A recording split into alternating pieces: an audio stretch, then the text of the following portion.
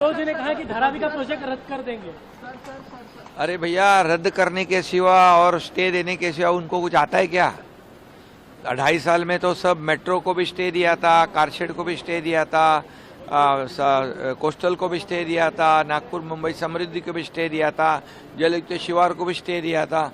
सभी योजनाओं को स्टे देने का काम महाविकास आघाड़ी सरकार ने किया था, तो उनसे क्या और उम्मीद कर सकते हैं हम?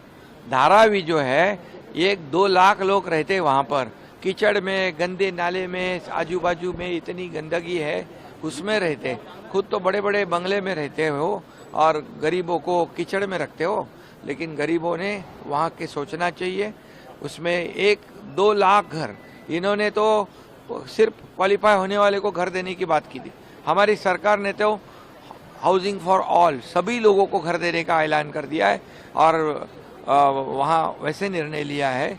और 1 लाख की एक घर की कीमत कम से कम 1 करोड़ हो गई, तो 2 लाख करोड़ के घर वहाँ बनेंगे।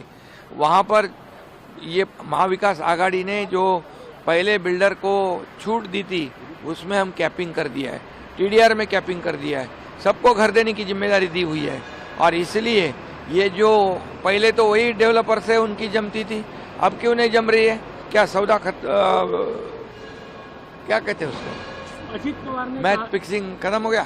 अजीत पवार ने कहा कि कटेंगे बटेंगे महाराष्ट्र। अभी मैं एक ही कहता हूँ, ये महाविकास आघाड़ी सरकार जो 2.5 साल का काम उन्होंने जो किया है और हमारा 2-2.25 साल का काम महायुति का, इसके अंदर मैं ओपन चैलेंज करता हूँ, बताओ आपने क्या किया है, बताओ आपने कितने काम रोक दिए और हम कहते हैं कितने काम हमने शुरू किए, कितनी कल्याणकारी योजना हमने शुरू की।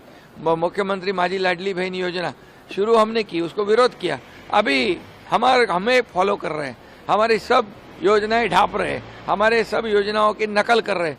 तो इसलिए लोग बहुत समझदार है।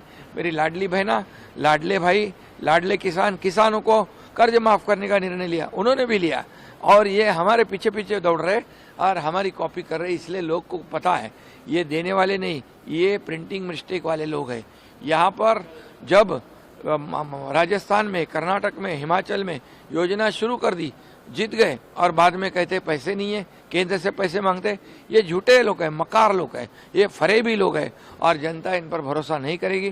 क्योंकि लाडली बहनाओं के खाते में हमने 5 किस्त तब जमा कर दिए, क्योंकि हमें पता था कि आचार संहिता लग जाएगी तो यही रोकेंगे और यही बोलेंगे नहीं देना है। क्योंकि यही लोगों ने कोर्ट में गए, ये कोर्ट में, मुंबई हाईकोर्ट में गए, नागपुर हाईकोर्ट में, महाविकास आघाड़ी के लोग गए। तो ये हमारी बहना जो है, ये उनको पर भरोसा नहीं करेगी। पूरी तरह उन्होंने तय कर लिया है कि महायुति की सरकार फिर आएगी, पूरे मेजोरिटी से, फिर पूरे थम्पिंग मेजोरिटी से।